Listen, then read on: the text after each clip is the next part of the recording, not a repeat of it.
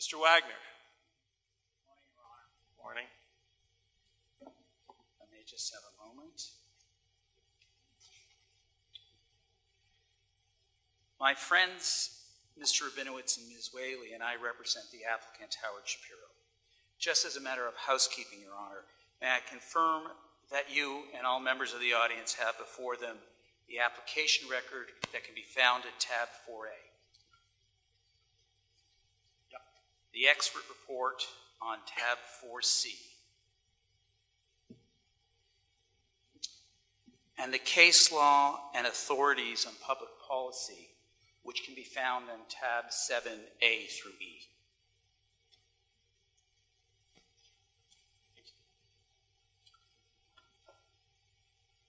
Your Honor, my purpose before you today is to address the issue of public policy and whether the provision in the will, the Jew clause, the disinheritance clause, is void on account of public policy. And if I may, Your Honor, as a thesis statement, so to speak, of my submissions before you today, I'd like to refer you to tab 7B. Coincidentally, that's the Fox Estate case that my friend Mr. Hull appeared on, and particularly paragraph 18.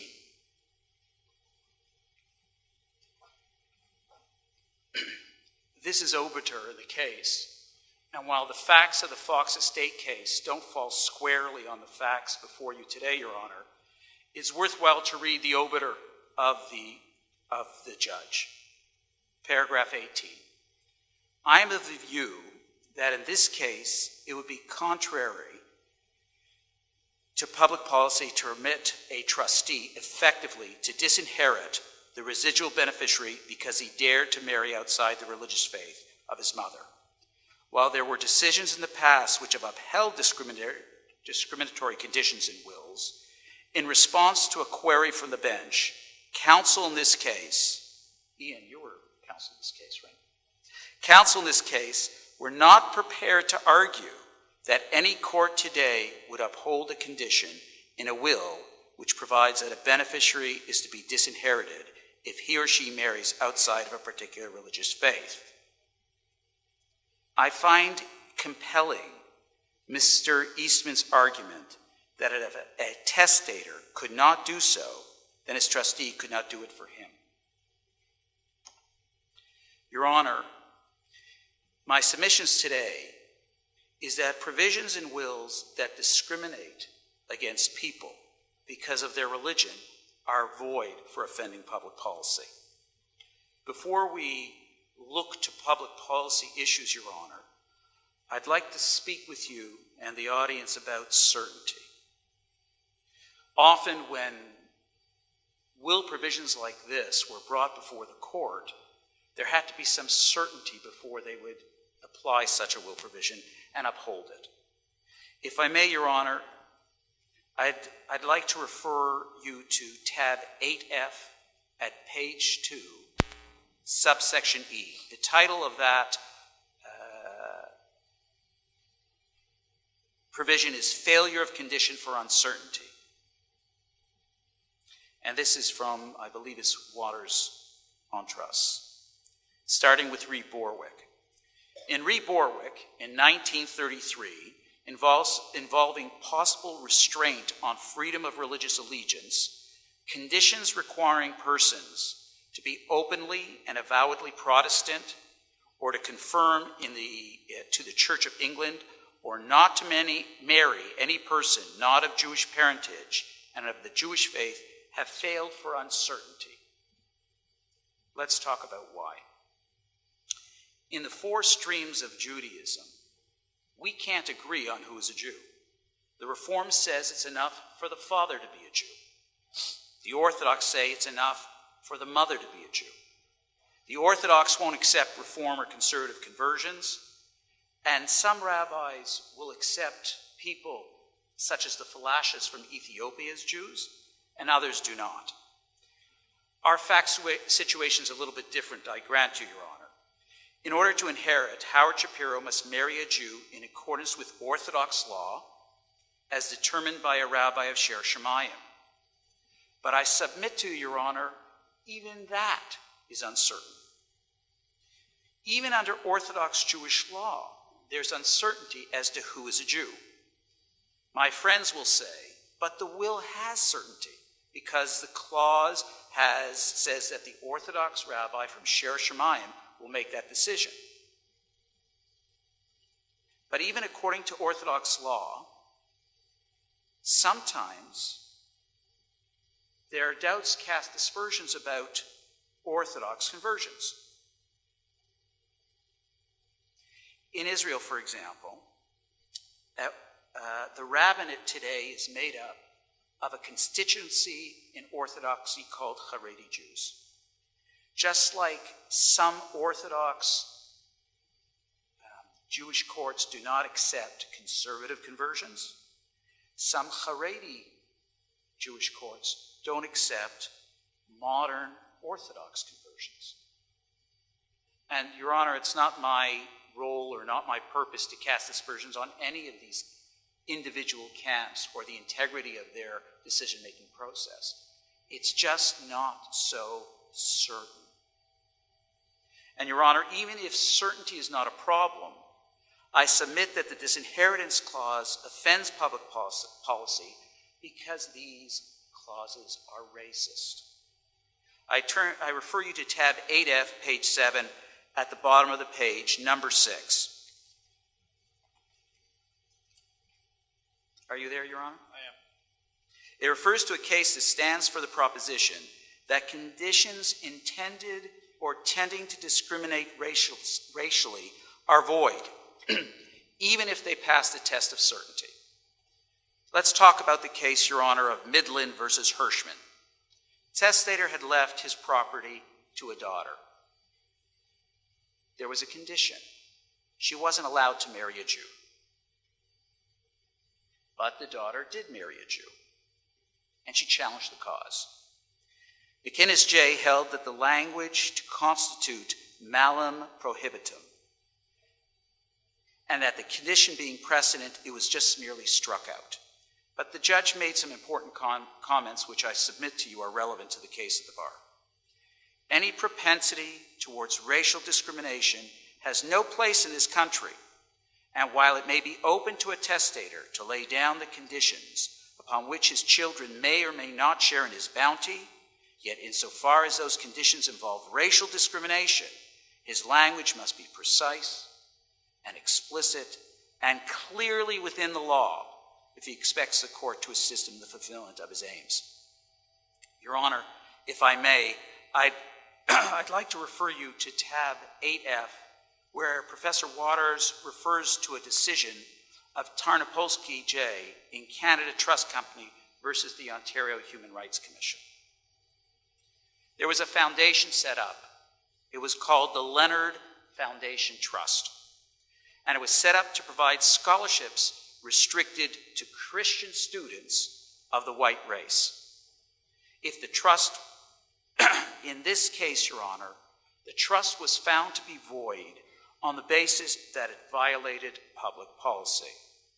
Your Honor, I invite my friends representing the estate trustee to argue that either of these two decisions were wrong or that they can be distinguished. I submit to you that these cases were correct and they can't be distinguished. Well, let me ask you a question then about the Leonard case. The Leonard case in that trust that was established specifically talked about the predominance of the white race. That was a fundamental part of the recital in the Leonard case. Yes, Your Honor. That doesn't exist in this one. We don't have that. We have instead an encouragement to marry within a faith. Your Honor, it's a distinction the width of a hair's breadth.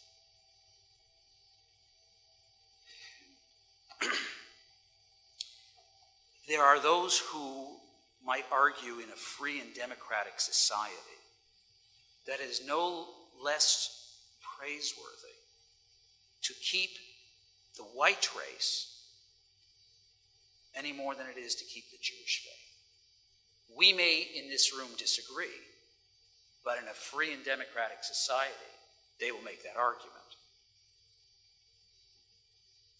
And the distinctions we make, Your Honor, in these cases are so narrow, then the message is lost. And there has to be a prioritization, of premium values that we cherish as Canadians.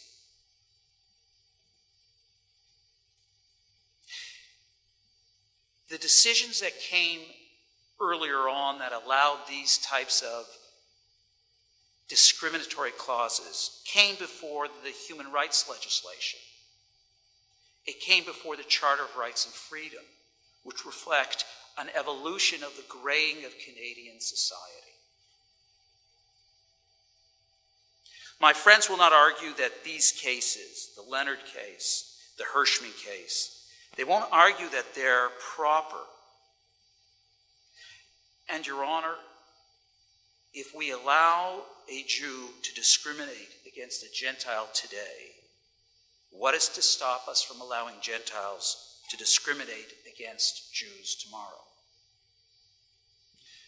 As a matter of fact, in the affidavit, we recall the affiant, the applicant, recalls a horrible time in Canadian history where it was normal to have restaurants that say, no Jews or dogs allowed.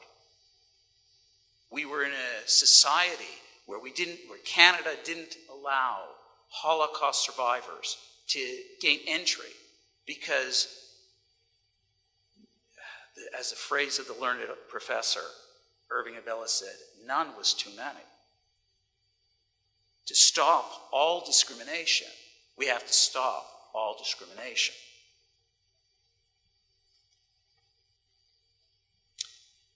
If we go down this road, Your Honor, and because we can finesse the distinction, will the court permit trusts for universities for athletic scholarships only to white people to promote white athletes because there aren't enough white athletes in the NBA? Will the court permit properties only to be sold to English-speaking individuals so as to promote English? The list goes on, Your Honor, and it's my humble submission to you that this is a very dangerous, slippery slope. Your Honor, one of the authorities I enjoy most is Feeney's Canadian Law of Wills. And if I may refer you to tab 8H, paragraph 16.60 in your tab, in your materials. The learned author makes an interesting argument. He suggests that Section 7 of the Charter of Rights guarantees life, liberty, and the security of person. He then suggests that Section 15 guarantees equality before and under the law and equal protection and benefit of the law. The author suggests that the enshrinement of the right to security of person may also include the right to property. Now, my friends may ask, the Charter deals with government. Here we're dealing with a private concern. But as we all know who are in this profession, there are many things that flow not from the authority to an executor in the will, but from the grant of a certificate of appointment, probate. The government, in essence, is a partner in the probate process. And if the government of Ontario is participating in the probate process, then in so doing, any of its acts have to comply with the Charter. Your Honor, those are my short submissions save for this.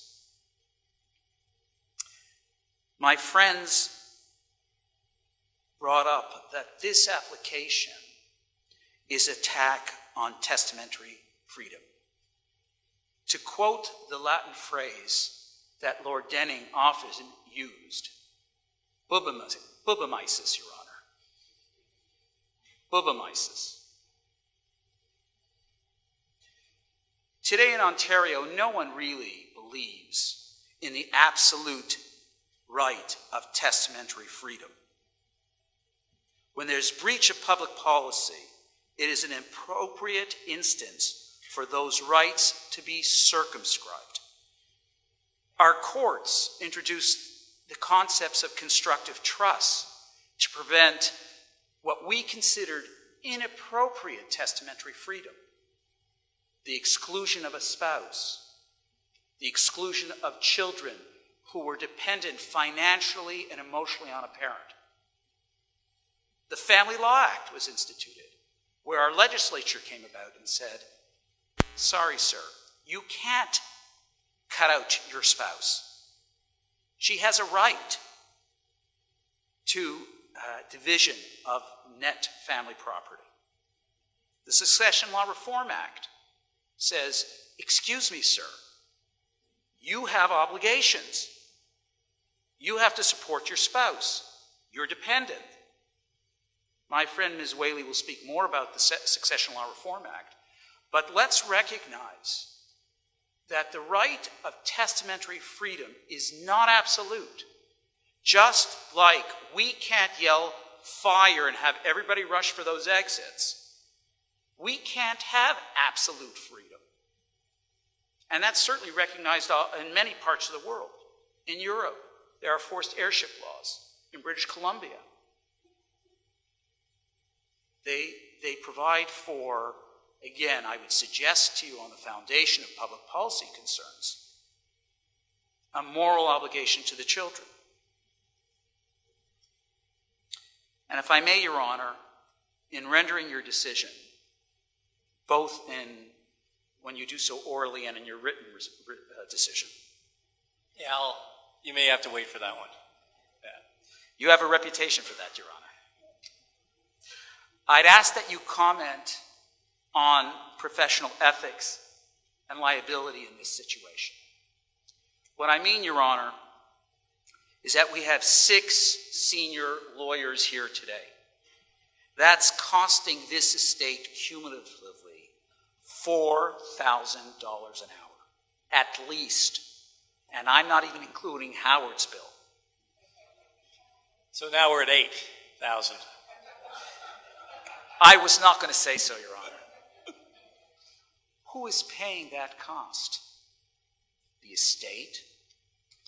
If the court finds that this disinheritant clause violates public policy, I ask Your Honor to comment on the responsibility, both professionally, ethically, and legally, of the lawyer who drafted the will. Clearly, he must have recognized the red flags. The way he drafted that will, the way he tried to tighten it up, the way he was defined in he wanted to eliminate the element of uncertainty. Didn't the lawyer have a professional and ethical responsibility not to draft a will that violated public policy? Shouldn't he pay for that mistake? Why should he pay for that mistake? Could you please stop pounding the table? Thank you. Get a hold of your client. Your Honor, the last case I'd like to refer to can be found at tab 7E. It's Klein versus Klein. Unlike the cases my friend referred to, the American cases, I'd like to refer to a Canadian case. This is a fact scenario. Parents were Orthodox Jews.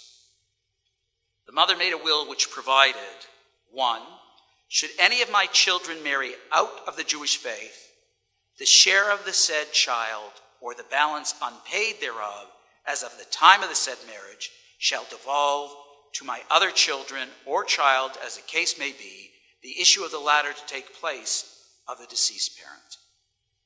So what did the good Jewish daughter do? She married a nice Catholic boy. Thereafter, she converted to Catholicism. The daughter challenged the will. Now, Your Honor, I will cede to you and to my friends that Quebec's law is somewhat different. Ontario is based on the common law. Quebec is based on the civil law. But what is the harmony in this case is that Quebec had a Freedom of Worship Act, preserving the freedoms that we do in Ontario today, both in our human rights legislation and in our Charter of Rights. And the court found, and I refer you to page 5, that if a condition puts a legatee in the alternative of having to make his religion conform to the wishes of the testator in order to benefit from a legacy, the condition restricts the freedom of religion and is therefore contrary to public order and good morals. Your Honor, this case is not whether continuity of the Jewish people is a worthy goal. It certainly is. It is about two competing values, Your Honor. It's about the propriety of imposing restrictions on people in a free and democratic society. In Canada, we are free to marry whomsoever we desire. In Canada, people are free to practice their religion as they so desire, without government interference and without parental interference. It is appropriate to enforce a provision in a will that doesn't violate those principles. I submit to you it is inappropriate to enforce a provision in a will that tries to coerce religious observance, that partially restrains a person's right to marry. Your Honor, in my submission, any racial or religious discrimination of any kind is against public policy. I submit that we cannot righteously condemn and set aside provisions promoting the white race and discriminating against non-whites, but at the same time enforce provisions supporting Jewish continuity. Essentially, we would be standing up and sitting down at the same time. And we just can't do that. You're right. I can't do both. Subject to any questions, Your Honor, those are all my submissions. I have one question. If Mr. Shapiro had told his lawyer in confidence, I want to cut out Howard because he has married a non-Jewish person, and therefore cut him out, left it all to his sister, does the court have the right to look behind the terms of the will for the motive? Your Honor, my friend Ms. Whaley will be speaking directly to that point. Great. And she will do so because it is not an issue of public policy. It is an issue whether the moral obligation of a parent to share his bounty with his children constitutes a legal obligation. But I guess my point is this. Can I not discriminate as a testator and just not say anything? I mean, should the court be involved in getting behind the rationale of testators for making a bequest? Your Honor, with respect, as I am understanding your question, it doesn't make sense to me. It's as if asking, is it okay to steal as long as I don't get caught?